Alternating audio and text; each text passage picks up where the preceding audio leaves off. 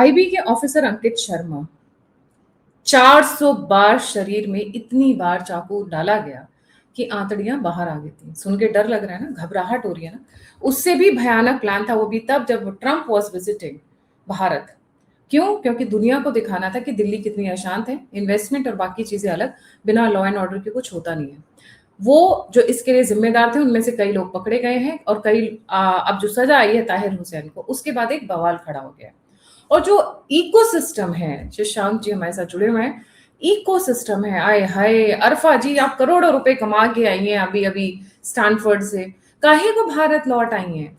इतना गरीब देश है। ईरान में अभी आप 30 हुए बहा के आई हैं, फिर भी यहाँ लौट आई हैं। चलिए अरफा जी से भी बात करेंगे क्योंकि आज उनके लिए बड़ा दुख भरा दिन है, जुल्म है, जख्म पे जख्म मिलते जा रहे हैं। नमस्कार, सत श्री अकाल, राम राम सा, कमाणी, वड़क्कम, प्रणाम। आप सभी का ऑल्टरनेट मीडिया में फिर से स्वागत है। सुप्रीम कोर्ट के जजमेंट्स के ऊपर, बार बेंच के ऊपर, दिल्ली हाई कोर्ट के ऊपर, हर जगह आप क्वेश्चंस उठाए जाने लग गए हैं क्योंकि उनके फेवर के रिजल्ट्स नहीं आ रहे हैं।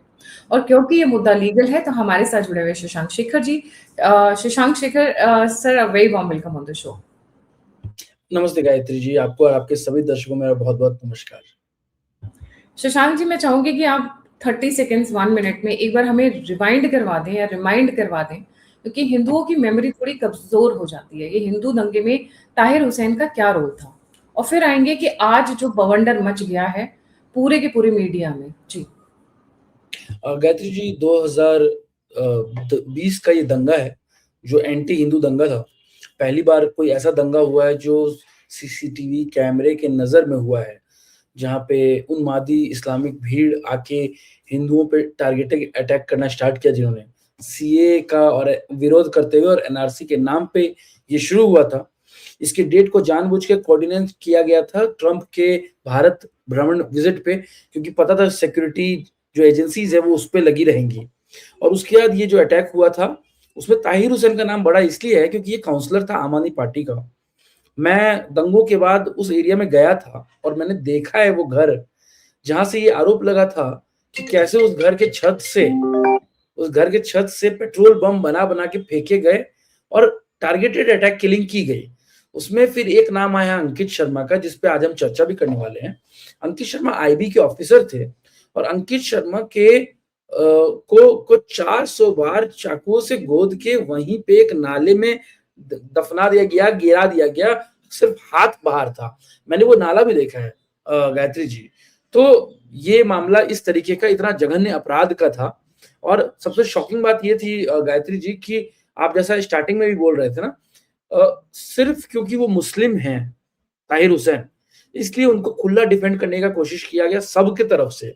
जब तक कन्विक्शन नहीं आ गई तब तक उनके फेवर में बोला गया। उस टाइम इनफैक्ट 2020 में मुझे याद है कि उनके इंटरव्यूज ले लेके उनको उस तरीके से शील्ड किया गया कि नहीं नहीं इनकी तो कोई गलती नहीं है। जब ये वीडियोस आ गए कि उनके घर में कैसे लोग घुस रहे हैं तो कहते कि नहीं नहीं दूसरे लोग घुस रहे थे, ताहिर हुसैन तो उनको रोक रहा था। जबकि ड्रोन कैमरे से वगैरह से सबसे क्लियर हो गया कि वहां पे भरे हुए हैं। तो किसी के घर में अगर इतने अकूत मात्रा में अगर बम विस्फोटक सामग्री मिलेंगे और उसके आसपास लोग मर रहे हैं तो आपको उस तरीके से डिफेंड नहीं करना चाहिए था। आज नाम अगर कौम का खराब हो रहा है तो आपकी वजह से खराब हो रहा है। जी, तो हुआ क्या ये, मतलब अब ये कन्विक्ट हो गए, अब ये जेल जाएंगे या ऑलरेडी ये जेल में ही है? गायत्री जी, ये जेल में है ऑलरेडी। अब इनको सजा मिलेगी, क्वांटम ऑफ पनिशमेंट डिसाइड होना बाकी है। अभी जो इनको जिस केस, देखिए बहुत सारे एफआईआर हुए थे दिल्ली दंगों के बाद, 100 से ज्यादा एफआईआर हुए थे और बहुत बहुत सारी चार्जशीट्स एक्सेट्रा आई थी। जो एक बड़ा केस हुआ था कि क्रिमिनल कॉन्स्पिरेसी का, कि कौन कैसे अटैक कर रहा था या किसका क्या ब्रेन चाइल्ड था। तो ताहिर हुसैन क्योंकि आम आदमी पार्टी के काउंसलर थे, नेता थे, सपोर्ट था उनके पास लोगों का भी एक्सेट्रा, और वहां पे जिस एरिया में घर था उनका काफी बड़ा है, 3 मंजिला घर है जिसके छत पे ये सामग्री रखी गई थी। तो ये इनको तो बाद में अरेस्ट किया गया था, उसके इन्वेस्टिगेशन आगे हुई। अब इनको क्वांटम ऑफ पनिशमेंट की कितने साल की सजा होगी, 10 साल से लेके आजीवन कारावास तक हो सकती है। होनी चाहिए फांसी की, लेकिन मुझे नहीं लगता कि फांसी का देंगे क्योंकि रेयरेस्ट ऑफ द रेयर कहते हैं। हालांकि गायत्री जी मेरा अपना मानना है कि टेरर का केस था, ये कंप्लीटली टेररिज्म था और उनको सजा होनी चाहिए फांसी की। इसमें बहुत इंपॉर्टेंट है गायत्री जी कि जब उस टाइम हुआ था तो देखिए मैं नाम लेके कहूंगा, राजदीप सरदेसाई बहुत बड़े न्यूज एंकर हैं और उन्होंने, उनका ट्वीट है उन्होंने एक ट्वीट में कहा था कि 35 लोग मर गए लेकिन राइट विंग आर्मी को सिर्फ अंकित शर्मा ही क्यों दिखता है। उसके बाद आगे वो खुद ही कहते हैं इसलिए दिखता है क्योंकि जो आप काउंसलर ताहिर हुसैन है वो उसका रिलीजन इस तरीके का है, इसलिए हिंदू मुस्लिम बनाने के लिए सिर्फ उसका नाम अंकित शर्मा की बात की जा रही है। दूसरे पोस्ट में राजदीप सरदेसाई कहते हैं कि वो ताहिर हुसैन का बयान उन्होंने लिया जब वो बाहर था, बेल पे था, जेल नहीं गया था। कह रहा है कि वो उसका घर था जिसको जबरदस्ती लोग घुस के अटैक करने की कोशिश किए, उसका कोई इन्वॉल्वमेंट नहीं था। उसके अलावा तमाम तरीके के लोगों ने उनको डिफेंड किया, जैसे राना अयूब, विनोद कापरी, सिद्धार्थ, अरफा खानूम, वायर, जावेद अख्तर तक ने डिफेंड कर दिया। और ऑब्वियसली अल्ट न्यूज तो उनके लिए ओपेड पे ओपेड लिखना स्टार्ट कर दिया क्योंकि बहुत सारे लोग ऐसा बोल रहे हैं लेकिन ऐसा नहीं था। द वायर ने सबसे ज्यादा डिफेंड किया था। बाय द वे अरफा खानम का एक वीडियो बहुत वायरल हो रहा है, जरा मैं थोड़े से उसके क्लिप्स दिखा दूं, अगर मोहतरमा मेरे उस पर कॉपीराइट ना मार दे तो, क्योंकि आजकल ये लोग बड़े परेशान हो जाते हैं। ताहिर हुसैन ने वो हिंसा में विलन ताहिर हुसैन मिल गया है। मुझे नहीं मालूम ताहिर हुसैन ने वो हिंसा में अंजाम दिया या नहीं दिया, क्या वो अंकित की हत्या में शामिल था या नहीं, लेकिन मैं इतना जरूर जानती हूँ कि अंकित के अलावा भी 44 लोग मारे गए हैं अभी तक। नाउ ओह अच्छा, सॉरी, रॉन्ग फुटेज लग गई थी। Let me just share the other one. पर सुनाई तो हम श्योर शेखर जी सुनाई दे रहा था या नहीं दे रहा था? जी एक minute, let me just play it again. Means के लिए एक अच्छा परफेक्ट, सब माफ करके उनके लिए एक अच्छा परफेक्ट विलन ताहिर हुसैन मिल गया है। मुझे नहीं मालूम ताहिर हुसैन ने वो हिंसा में अंजाम दिया या नहीं दिया, क्या वो अंकित की हत्या में शामिल था या नहीं, लेकिन मैं इतना जरूर जानती हूँ कि अंकित के अलावा भी 44 लोग मारे गए हैं अभी तक। 44 लोग मारे गए हैं तो उनके लिए इंसाफ तो मांगिए। और उसमें हिंदू ही क्यों है? क्यों हिंदुओं के घरों पे ही काटा मार मार के उन्हीं को मारा गया? मुस्लिम ने उस दिन अपने बच्चे घर नहीं भेजे, स्कूल नहीं भेजे, सिर्फ हिंदुओं के बच्चे थे उस दिन। कितनी सारी चीजें बाद में बाहर निकल कर आई हैं शशांक जी। जी बिल्कुल नहीं, बिल्कुल सही बात है। आप सोचिए ना, मैंने इसीलिए इतने सारे लोगों के साथ साथ जावेद अख्तर का नाम लिया। इसी को इंटेलेक्चुअल टेररिज्म कहते हैं। जावेद अख्तर क्या लिखते हैं उस समय, इतने लोगों की मृत्यु हुई, इतने लोग घायल हुए, इतने लोगों के घर जले, इतने लोगों के दुकानें लूटी गई, लेकिन पुलिस ने सिर्फ एक ही घर को सील किया उसका ओनर को देखते हुए, और इंसिडेंटली उस ओनर का नाम था ताहिर कटाक्ष। इसके पहले आपको याद होगा गायत्री कि शाहरुख नाम के लड़के का आया था जो गोली पिस्तल ताना हुआ था जिसने पुलिस के अगेंस्ट में, उसको भी इन्होंने इसी तरीके से डिफेंड किया। जो वायर की आप बात कर रहे थे, जो कंटिन्यूसली डिफेंड कर रहे हैं, या अरफा खानूम डिफेंड कर रही है, राना अयूब डिफेंड कर रहे हैं, ये लोगों ने तयशुदा तरीके से ताहिर हुसैन, वो उमर खालिद, इन सब का नाम एक साथ जोड़ के, ताकि सबको एक ही ब्रैकेट में कि क्योंकि ये मुस्लिम है इसलिए इनको पकड़ा जा रहा है या इसलिए इनको टारगेट किया जा रहा है। लेकिन देखिए गायत्री, अभी तक ये बात थी कि वो एक्यूज्ड है उसको गिल्टी मत बनाओ, वो एक्यूज्ड है इसलिए उसको कुछ मत बोलो। आज कन्विक्शन होने के बाद भी गायत्री जी, अमानतुल्लाह खान, आप उनका पोस्ट देखिए, अमानतुल्लाह खान एमएलए हैं आम आदमी पार्टी के, और अमानतुल्लाह खान वक्फ बोर्ड का चेयरमैन बनाया गया था उनको दिल्ली में, और ताहिर हुसैन को सस्पेंड किया गया था आम आदमी पार्टी से जब उस पर आरोप लगे थे। लेकिन आज अमानतुल्लाह खान अपने मजहब का पूरा पूरा बदला चुका रहे हैं। उन्होंने कहा है कि मैं ताहिर हुसैन के साथ खड़ा हूं, उसको यहाँ न्याय मिले चाहे ना मिले, ऊपर में न्याय जरूर मिलेगा। इसका मतलब समझ लीजिए, उनको भारत के न्याय व्यवस्था पे भरोसा नहीं है, उनको सिर्फ मजहबी कानून पे भरोसा है, जो कि उनको पता है यहाँ नहीं मिलने वाला। ताहिर हुसैन ने जो भी काम किया है उसको जिहाद माना जाना चाहिए। हिंदुओं की अगर इस तरीके से हत्या की जा रही है टारगेटेड अटैक करके द्वारा, और फॉर्चुनेटली अब तो सीसीटीवी कैमरा है, क्योंकि ये सारे लोग जिनके नाम मैंने लिए हैं गायत्री जी, ये वही लोग हैं जो भारत पाकिस्तान के बंटवारे पे या हिंदुओं के नरसंहार के लिए आज तक इन्होंने जिन्ना पे आरोप नहीं लगाए। ये वही लोग हैं। तो उस समय तो कैमरा नहीं होते थे, सच को छुपा दिया जाता था। अब भी देखिए, सोशल मीडिया के जमाने तक में अमानतुल्लाह खान खुल के बोल रहा है आम आदमी पार्टी, और जो पुराने वीडियोस ट्वीट्स पड़े हुए हैं वो तो डिलीट नहीं हो रहे हैं।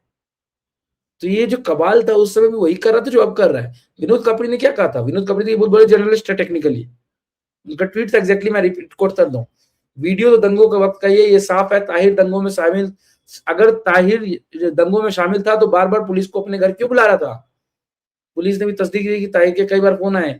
अरे ऑब्वियसली अगर ये पूरा कॉन्स्पिरेसी अगर याद हो गायत्री जी, क्योंकि ताहिर को पता चल गया तो फंस सकता है, कैमरे वगैरह में आ गया था, तो उसने पुलिस को फोन करके बोलना शुरू कर दिया, अरे आ जाइए, मैं दरवाजा नहीं खुल पा रहा है। लेकिन अभी इतना डिटेल्ड इन्वेस्टिगेशन हुआ है इस केस में, तो मुझे लगता है ये बहुत अच्छी बात है। और अब जब कन्विक्शन आ गया है तो ये लोग कुछ नहीं बोलेंगे। इंटरेस्टिंग बात यह है ना कि इन्होंने सीधे सीधे अमानतुल्लाह खान ने क्या बोल दिया कि यहाँ इंसाफ मिले नहीं मिले, मतलब अभी अभी इतने 5 साल हो गए उस चीज को, 6 साल हो गए राधा, और उसके बाद भी आपको विश्वास नहीं है। पर इस पे एक बहुत बड़ी सियासी जंग छिड़ गई है और सारी तरफ के लोग इस वक्त इसमें कूद पड़े हैं। शशांक जी, आप बात करना चाहेंगे? इमरान मसूद से शुरू करती हूँ। वो तो कांग्रेस के हैं, पर आम आदमी पार्टी के लिए पूरी फुलटूश बैटिंग करते हैं ये जी। गायत्री जी, ये कांग्रेस, आप, टीएमसी, सपा सब साइड हो जाता है जब मजहब दिख जाता है। मजहब के नाम पर ये आतंकवाद को सपोर्ट करने लग जाते हैं। ये वैसे लोग हैं, इसीलिए कौम का नाम खराब हो रहा है, मैं फिर कहता हूं। और ये सब इंटेलेक्चुअल टेररिज्म है। और इसको इक्वेट करने के लिए आप माओवाद का एग्जांपल ले लीजिए। सब लोग नक्सली बंदूक उठा के नहीं घूमते थे, वो तो बस्तर में होते थे, दंतेवाड़ा में होते थे, झारखंड में होते थे, गया में होते थे, लेकिन उनको जो इंटेलेक्चुअल सपोर्ट मिलता था वो जेएनयू में बैठे हुए गद्दारों से मिलता था। ऐसे ही यहाँ पे 2020 का जो दंगा है दिल्ली वाला, तो सब लोग बंदूक नहीं उठाए, लेकिन जिसने बंदूक उठाया, जिसने पेट्रोल बम उठाया, जिसने अटैक किया, जिसने हिंदुओं का कत्लेआम किया, उन लोगों को सपोर्ट करने वाले, डिफेंड करने वाले ये सब लोग हैं। चाहे वो मीडिया वाले हों, पॉलिटिशियंस हों, चाहे वो एक्टिविस्ट हों, एक्सेट्रा। इनफैक्ट आपको याद होगा गायत्री जी, जिस दिन ये बंदा अरेस्ट हुआ था, क्योंकि और कोई ऑप्शन नहीं था, समीन गानाओं में इसके ऊपर एफआईआर हुआ था, जिस दिन अरेस्ट हुआ था उस दिन सिद्धार्थ ने भी और राणा आयुब ने भी और अरफा खानू ने सबने यही बोला कि आज वो फुल फेथ है जुडिशरी में बोलते हुए सरेंडर किया है। तो इसका मतलब अगर फुल फेथ जुडिशरी में ये बोलते हुए सरेंडर किया और आज अगर उसी जुडिशरी ने इसको कन्विक्ट किया है, तो क्या यही सब लोग कहेंगे कि उसको फांसी की सजा दी जाए? नहीं कहेंगे। इसी को इंटेलेक्चुअल टेररिज्म कहा जाता है। और सही बात है, और लोगों की हत्या हुई, तो मैं तो कहता हूं कि क्रिमिनल लड़कियों के साथ, इनके घरों में लड़कियों को खींच के उनका साथ बलात्कार नहीं हुआ? कपड़े मिले हैं ना, ब्रायन पार्टीज मिली है बिल्कुल। लोगों को सिर्फ एक, देखिए दो बातें हैं गायत्री जी। एक तो अंकित शर्मा सिर्फ एक हिंदू नहीं थे, साथ साथ एक आईबी ऑफिसर थे, यानी कि भारत सरकार के एक ऑफिसर जिनका काम था इंटेलिजेंस को देखना। उसकी अगर इस तरीके से हत्या की गई तो वो तो एक संगीन मामला बनता ही है। उसके अलावा जिस तरीके से हिंदुओं के घर जलाए गए, उनकी दुकानें जलाई गई, उनको मारा गया, बलात्कार के आरोप लगे हैं, जान से मारा गया है, और खुल के किया गया है। क्यों किया गया है? क्योंकि पता था उस दिन दिल्ली पुलिस थोड़ी व्यस्त है, पुलिस व्यस्त है और आम आदमी पार्टी का पूरा सपोर्ट था। मैं केजरीवाल को भी अरेस्ट करना चाहिए, because Kejriwal was the chief minister, but के बीच में लूप होल क्या मिल गया उनको कि भाई पुलिस तो सेंटर के नीचे है। 80 तो कुछ जानते नहीं, 80 के नीचे नहीं आती है जी। मैं कहता हूँ गायत्री जी, अगर पुलिस केजरीवाल के अंदर होती तो उस दिन 5000 हिंदुओं की मौत होती। अच्छा हुआ कि पुलिस दिल्ली के सरकार के अंदर नहीं आती है, दिल्ली की पुलिस सेंट्रल गवर्नमेंट के अंदर आती है। लेकिन मैं बिल्कुल आपकी बात से सहमत हूँ, इसमें लार्जर कॉन्स्पिरेसी देखना चाहिए, कौन लोग इन्वॉल्व हैं, क्या चाहते थे। इनफैक्ट गायत्री जी, उस दिन ये जितने लोग हैं ना जो एक्टिविस्ट है, सो कॉल्ड सौरा भास्कर जैसे लोग, ये लोग भी कह रहे थे कि आओ, दौड़ के आओ, रोड पे आओ, मार, देखो क्या हो रहा है। उन पे भी कार्रवाई होनी चाहिए। जो एक एनजीओ का जो एड्रेस है वकील के घर के उसमें बेसमेंट में, उस वकील की भी जांच होनी चाहिए, उस एनजीओ की भी जांच होनी चाहिए। किसकी तरफ इशारा कर रहे हैं आप? नहीं, ये तो चार्जशीट में आया हुआ है, ऑफ इंडिया ने कई बार रिपोर्ट किया है। देश के बहुत बड़े वकील हैं प्रशांत भूषण, देश के बहुत बड़े वकील हैं प्रशांत भूषण के घर में कई बार हुआ है, उस दिन बातचीत हुई है, सब लोग वहां बैठे हुए हैं। क्या ये बात नहीं पता है? क्या ये बात नहीं आई है सामने?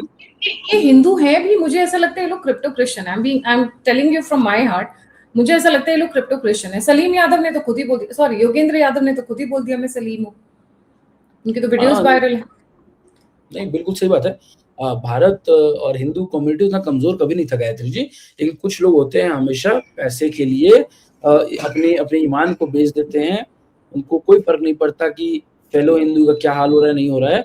और उसका प्राइम एग्जांपल है कि देश का जब बंटवारा हुआ था तो भारत के बहुत बड़े एक दलित विचारक थे, वो पाकिस्तान के लॉ मिनिस्टर बन गए थे। अब फिर पाकिस्तान का पहला लॉ मिनिस्टर कौन था? और उन्होंने बंटवारे में बहुत बड़ा योगदान निभाया था और बाद में उनको पाकिस्तान छोड़ के भागना पड़ा। कपिल मिश्रा दिल्ली राइट्स के बाद से ही पॉलिटिक्स में बहुत जाने गए, इनफैक्ट सो मच सो कि he is the only politician in India apart from Modi and Shah ji जिनका नाम मार्क जुकरबर्ग ने लिया खुल्लम खुल्ला, एंड उनको अपने प्लेटफॉर्म फेसबुक पे उनको वो भी कर दिया था, उनकी पोस्ट वगैरह सब खत्म कर दी थी। अच्छा, एक चीज और है यहाँ पे, ये इनको कितने साल की सजा मिल सकती है? जो अभी चार्जशीट इनके ऊपर लगी हुई है, जो धाराएं लगी हुई हैं, कितने साल की इनको सजा मिल सकती है? गायत्री जी, फांसी की सजा भी हो सकती है इनको और होनी चाहिए, मेरा मानना है। सबसे इंपॉर्टेंट है कपिल मिश्रा जी की बात आपने की, 2 ही नेता थे। आपका म्यूट है गायत्री जी। आप कह रहे हैं फांसी की सजा भी होनी चाहिए? मेरे लिए बहुत शॉकिंग हो गया है। नहीं, फांसी की सजा हो सकती है, rest of the rare crime में है, टेरर का केस बनता है, प्रॉपर जिहाद के लिए किया गया है। जहां तक कपिल मिश्रा की बात है जो आपने उठाई अभी, 2 ही नेता थे और 2 नेता थे, इंपॉर्टेंट है। कपिल मिश्रा और अनुराग ठाकुर, इन दोनों ने जब एंटी हिंदू कत्लेआम हो रहा था तो रोड पे उतर के आए, उन्होंने पुलिस को ललकारा, उन्होंने कहा कि हिंदू सोसाइटी के साथ हम खड़े हैं, उन्होंने कहा कि देश के गद्दारों को गोली मारो सालों को, उन्होंने लाइव कहा है, और उसके बाद ही हिंदू कम्युनिटी प्रोटेक्ट हो पाई है। अगर ये लोग उस दिन नहीं करते तो नहीं होता, और उसके बाद से ही हुआ है कि राजदीप सरदेसाई हो, चाहे राणा आयुब हो या विनोद कपड़ी हो, सबने अटैक करना शुरू कर दिया कपिल मिश्रा को। गायत्री जी, इस तरीके का टारगेटिंग हुआ है कि भारत सरकार को वाई प्लस सिक्योरिटी देनी पड़ी कपिल मिश्रा को। सोचिए, हिंदू बहुल देश में हिंदू के ही एक नेता को वाई सिक्योरिटी देनी पड़ती है, क्यों? क्योंकि उसने हिंदुओं के पक्ष में बात उठाई। और ऐसा नहीं कि कपिल मिश्रा उसके पहले नेता नहीं रहे हैं, कपिल मिश्रा तो कैबिनेट मिनिस्टर थे अरविंद केजरीवाल की गवर्नमेंट में। जब उन्होंने उनके भ्रष्टाचार की बात उठाई और पार्टी छोड़ा, उसके बाद से ये लोग अटैक करना स्टार्ट किए।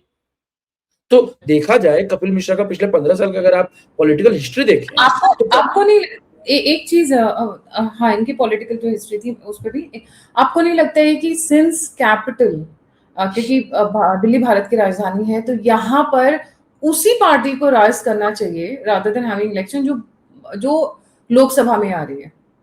That party should have a mandate, क्योंकि क्या होता है कि अगर कोई दूसरी पार्टी आ गई, जैसे अरविंद केजरीवाल, तो देख लीजिए दिल्ली दंगे हो गए, इन्होंने 5 साल में दिल्ली में बांग्लादेशी भर दिया, आधार और सारा जितना ये गंद फैला सकते थे फैला दिया, आईबी ऑफिसर तक की हत्या हो गई।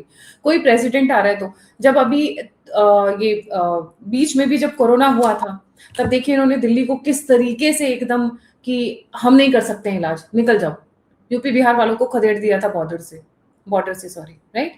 मुझे ऐसा लगता है कि जो पार्टी जीते उसको Delhi should be ruled by them, और there should be some other mechanism, because क्या होता है कि सेंटर वहीं पे है, सेंटर का गढ़ भी वहीं पे, और दिल्ली में जो जीत के आते हैं उनका भी गढ़ वहीं पे है। So it becomes very difficult, especially if the party is of a different type. जी नहीं गायत्री जी, बिल्कुल सही बात है। बस दिक्कत क्या है कि दिल्ली का पॉपुलेशन बहुत ज्यादा है, तो दिल्ली को यूनियन टेरिटरी जब बनाया गया था तो ये प्रश्न उठा था कि क्या करना चाहिए, एलजी के अंदर में रख के क्या उसको सेंट्रल गवर्नमेंट के थ्रू या राष्ट्रपति के थ्रू रूल करना चाहिए, प्रश्न उठा था। और देश में बहुत सारे यूनियन टेरिटरीज हैं, क्या उसी तरीके से दिल्ली को भी किया जा सकता है, ये बात उठी थी। लेकिन क्योंकि दिल्ली का एरिया भी बड़ा है और दिल्ली का पॉपुलेशन बहुत बड़ा है, आप समझिए दिल्ली में 9 डिस्ट्रिक्ट्स हैं और दिल्ली का पॉपुलेशन इतना बड़ा है कि इसलिए यहाँ मुख्यमंत्री आपको बनाना पड़ा एलजी के अंदर में। और फिर उसके बाद अधिकारों की बात हुई तो अधिकार में पुलिस प्रशासन दिया गया सेंट्रल गवर्नमेंट को, क्योंकि यहाँ पे सारे एम्बेसीज हैं, सारे आर्मी के वो हैं, सारे ट्रिब्यूनल्स हैं, सारे कोर्ट्स हैं, सारे अपीलेट ट्रिब्यूनल्स हैं, सारे अपीलेट कोर्ट्स हैं, तो बहुत बड़ा वो हो जाता है मैंडेट। तो इसलिए वो सब कुछ सेंट्रल गवर्नमेंट में दिया गया था और स्टेट गवर्नमेंट को भी कुछ पावर दिए गए थे। केजरीवाल के 10 साल के शासन में या 12 साल के शासन में आपने देखा होगा कई बार टसल हुआ मामला, कई बार हाई कोर्ट सुप्रीम कोर्ट गया, अल्टीमेटली हर बार सुप्रीम कोर्ट को भी रुकना पड़ा कि हम नहीं पता कि क्या किस तरफ डिसीजन दिया जा सकता है। तो मैं बिल्कुल आपकी बात से सहमत हूँ। इनफैक्ट दिल्ली का जो बहुत बड़ा एक प्रोग्रेस हुआ था वो तब हुआ था जब शीला दीक्षित मुख्यमंत्री थी। शीला दीक्षित कांग्रेस की मुख्यमंत्री थी और सेंट्रल में क्योंकि कांग्रेस की सरकार थी तो बहुत एक आगे अच्छे तरीके से बढ़ पाया। इनफैक्ट भाजपा की सरकार थी तब अच्छा चला था, बाद में कांग्रेस की सरकार हो गई, लेकिन जब से आम आदमी पार्टी की सरकार आई थी तब से आप हमेशा टसल देखेंगे। और इसीलिए बहुत इंपॉर्टेंट है ये बात करना कि सोचिए कि एक काउंसलर अटैक करवा रहा है अपने घर से उसके रूलिंग पार्टी का जो वहां पर है, और कोई रोक टोक नहीं है। अगर पुलिस उस दिन वहां पे नहीं होती तो सोचिए क्या होता। और सोचिए उसके ऑडेसिटी है गायत्री जी कि अगले ही दिन वायर पे आके, और ये 5 मार्च की बात है 2020 में, वो वायर पे आके एक्सक्लूसिव इंटरव्यू दिया जिसमें वो कह रहा है, और डबल इन्वर्टेड कॉमा में वायर ने कोट किया है, I am innocent and a victim of communal violence my self. मतलब चोर अपने आप को कहे कि मैं ही विक्टिम हूं, मेरे ही चोरी हुई है। मर्डरर कह रहा है कि मेरे ही साथ वायलेंस हुआ है। क्यों? क्योंकि इस देश में ये इतिहास रहा है कि लोग अपने मजहब को सामने रख के तरह तरह के गैर कानूनी कार्य करते हैं और बचने की कोशिश करते हैं। और उसके बाद इस तरीके के जो इंटेलेक्चुअल लोग जो होते हैं, इंटेलेक्चुअल टेररिस्ट लोग जो होते हैं, वो उनको डिफेंड करते हैं। याद होगा जिसने देश के पार्लियामेंट पे अटैक किया था उसको स्कूल मास्टर का बेटा बोलना स्टार्ट कर दिया। जिसने 1993 बम ब्लास्ट किया था उसको इसी तरीके से दिखाने की कोशिश की थी। कश्मीरी हिंदुओं को जब मारा गया, पंडितों को जब मारा गया, तो जिन लोगों ने मारा उन्हीं को डिफेंड करने की कोशिश की गई, और आज ये हो रहा है। ताहिर हुसैन का वो देखते हैं विक्टिम कार्ड जो खेला है इन्होंने। है और मैं निगम पार्षद हूँ नेहरू वार्ड विधानसभा मुस्तफाबाद से। इस वक्त आप देख रहे हैं मेरे लेफ्ट और राइट दोनों तरफ आग लगी हुई है। लगभग 1:30 बजे से यहाँ दंगा सड़कों पर कर रहे हैं, और लगातार पुलिस को कॉल करने के बाद भी, 100 नंबर पर कॉल करने के बाद भी, तमाम SHO साहब को थाने में संपर्क करने के बाद भी अभी तक यहाँ कोई पुलिस फोर्स नहीं पहुंची है। कई घंटों से यहाँ दंगाई अपना आतंक मचा रहे हैं, और मेरे जो नीचे मेरा मेन गेट है, जो फाटक है मेन गेट का, उस गेट को तोड़ के भी जबरदस्ती अंदर घुस के लोग छत पर चढ़ चुके हैं, जिसकी वजह से हालात और बिगड़ते जा रहे हैं। मेरी अपील है इस वीडियो के माध्यम से कि तुरंत यहाँ पुलिस फोर्स को भेजा जाए और इस दंगे को कंट्रोल किया जाए। स्थिति बहुत बिगड़ती जा रही है। Wow, what a fantastic performance. इनको तो उसमें होना चाहिए था, बॉलीवुड में होना चाहिए था, एक्टिंग अच्छी करते हैं। लास्ट राजदीप सरदेसाई आज उतर आए इनके डिफेंस में, कुछ एक वीडियोस निकाल के, बहुत वही वीडियो कि मैंने फाटक को रोक के रखा था पर लोग धक्का दे। Rajdeep Sardesai is all out defending him. Arfa Khanum, Rajdeep Sardesai, ये सारे के सारे, जावेद अख्तर, सब उतर आए फिर से मैदान में। गायत्री जी, आपने कुछ समय पहले सुना होगा कि कर्नाटक का शायद न्यूज था, या पता नहीं, मेरे को एग्जैक्टली शहर याद नहीं है, कि राइट्स हो रहे थे और ह्यूमन चेन बनाने की कोशिश की गई थी। बोले हम ह्यूमन चेन बना के हिंदू घरों को बचाने की कोशिश कर रहे हैं। मैंने ट्वीट करके पूछा किससे बचा रहे हैं? तो बेसिकली मुसलमान मंदिर को बचा के किससे बचा रहे थे? हिंदू मंदिर को अगर बचा रहा है कोई मुसलमान तो किससे बचा रहा है?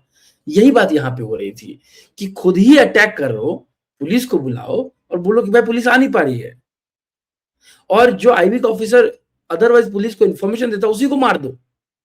देखिए आज जो डिटेल जजमेंट आई, क्योंकि एक बात समझ ही गए थे जी, ये मजिस्ट्रेट ने जजमेंट नहीं दिया है, क्योंकि मर्डर केस था। मर्डर का केस जो इंक्वायरी होती है या जो ट्रायल होता है वो सेशंस कोर्ट के लेवल पे होता है। सेशंस कोर्ट या एडिशनल सेशन जज उसको उसकी कार्रवाई करता है, ठीक है। वो अब डिस्ट्रिक्ट लेवल पे सबसे बड़ा जज होता है। तो इसके बाद अपील जो होगा सीधा हाई कोर्ट में हो सकती है। तो सबसे बड़ा जज है, उसने अगर कन्विक्ट किया है, 6 साल समय लेके किया है, एक एक डिटेल की बारीकियों में जाके किया है, और रिपोर्ट में आया कि 400 बार उसको चाकू लगा है, और उसको जिस तरीके से इन लोगों ने ट्वीट करके बोलने की कोशिश की 35 लोग मरे, सिर्फ अंकित की बात क्यों हो रही है? 40 लोग मरे, सिर्फ अंकित की। अरे भाई 400 बार रीजन था शशांक जी, रीजन था, आईबी ऑफिसर था। They wanted to set an example कि हमसे पंगा मत लेना, हम सरकार से भी बड़े हैं, हम लॉ एंड ऑर्डर से भी बड़े हैं। तुम्हारा नाम हिंदू हो ये तुम्हारा गुनाह है, और 400 बार इसलिए घूम रहे हैं क्योंकि तुम इंटेलिजेंस ब्यूरो के बंदे हो। तो हमारी इंटेलिजेंस, हमारे बारे में इंफॉर्मेशन पास ऑन मत करना। ये जितने भी इंटेलिजेंस ब्यूरो के ऑफिसर्स हैं जो दिल्ली में हैं या आसपास के एरिया हैं, जो दिल्ली में स्पेशली प्रमुख है, उनको डराने की कोशिश थी ये। हम लोग क्या बोलते हैं, अंकित शर्मा आईबी ऑफिसर, कितने कम लोग बात करते हैं जिसके हाथ पैर काट के आग में डाल दिया था नेगी बच्चे की, जो कि आई थिंक 17 साल का था, if I am not mistaken with the age. क्यों? Yes. क्योंकि वो सिख था, पगड़ीधारी था। तो और मैं आज इसी उसमें बोल रही हूं कि वैसे तो आप इतनी सिखिज्म की बातें करते हैं, खालिस्तानियों को बोल रही हूं और खुलकर बोल रही हूं। वैसे तो आप इतनी बात करते हो खालिस्तान की, 80 तो पंजाबी हैं जी, 80 तो पगड़ीधारी हैं, हमने दुनिया को बचाया, पाकिस्तान से भारत को बचाया। तो हाथ में चूड़ियां पहन रखी थी क्या आप लोगों ने? जब ऐसे आपके बंदे को मारा गया और फिर भी उसको सरकार में बिठा रहे हो? आप बताइए, आपका बच्चा मारा गया और उसी बंदे किससे रिलेटेड सरकार को आपने बिठा दिया अपने पंजाब में। क्या कहेंगे इसे? अंधभक्ति या अपॉर्चुनिटी या टोटल इग्नोरेंस, अनअवेयरनेस। और जितना मैं जानती हूं पंजाब को, पंजाब में जब से मिसल चलना शुरू हुआ था, राजा रंजीत सिंह ने जब यूनाइट किया था, अफगानियों ने जब अपनी अटैक्स करने शुरू किए थे, सेकेंड एंग्लो अफगान वॉर से मिसल बनने शुरू हुए थे पंजाब में, सूबे बनने शुरू हो गए थे, तब से रीजनल पॉलिटिक्स, मतलब गांव की politics has always overtaken and they are very very well aware and very very educated. आप लोगों के दिल में दया नहीं आई कि जिसने आपके पंजाबी सिख बच्चे को मारा उसको आपने वहां पे सत्ता में बिठा दिया? मैं तो, और वही पार्टी के लोग यहाँ करें तो वहां क्यों नहीं करेंगे? अब देख लीजिए ना, पंजाब में यही हो रहा है। क्योंकि मैं एक्स्ट्रापुलेट कर रही हूँ यहाँ से और वहां पे कंपैरिजन इसलिए कर रही हूँ क्योंकि वहां पर भी सत्ता में यही बैठे हुए हैं और पंजाब में क्या हाल हो रहा है सब जानते हैं। जी शशांक जी, नहीं, आपके इनफैक्ट ये जो ताहिर हुसैन ने जो भी किया था, और जैसे मैं अभी कपिल मिश्रा और अनुराग ठाकुर की बात कर रहा था, राणा अयूब ने तो साफ कहा, राणा अयूब ने कहा कि this is called majority privilege, this is called majority privilege कि ताहिर हुसैन अरेस्ट हुआ और कपिल मिश्रा को वाई सिक्योरिटी मिली और अनुराग ठाकुर फ्री हैं। ये मेजॉरिटी प्रिविलेज है। क्या नाम है, वो मर गया बच्चा अंकित शर्मा, उसके लिए शशांक जी की BJP doesn't have good speakers. Majority privilege है इसलिए मैडम नंगी पुंगी कपड़े पहन के घूम लेती हैं, मिनी स्कर्ट भी पहन लेती हैं, कट स्लीव्स भी पहन लेती हैं, बैकलेस भी पहन के घूम सकती हैं और स्कर्ट भी पहन के घूम सकती हैं। मेजॉरिटी हिंदू है, नहीं तो पाकिस्तान अफगानिस्तान में क्या होता है वो इनको दिखाने की जरूरत है, जो इनका नाम है ना। नहीं तो फिर यूएस जाइए, फिर वहां पे शरिया डलवाइए, फिर काला टेंट पहनिए और फिर एक ऐसी जगह ढूंढिए जहां पे ये होता है। मेजॉरिटी प्रिविलेज ये है कि आप बहुत मस्त तरीके से प्राइम मिनिस्टर को बैठ के गाली देती हो। कोई दूसरा देश हो तो करके देख लो।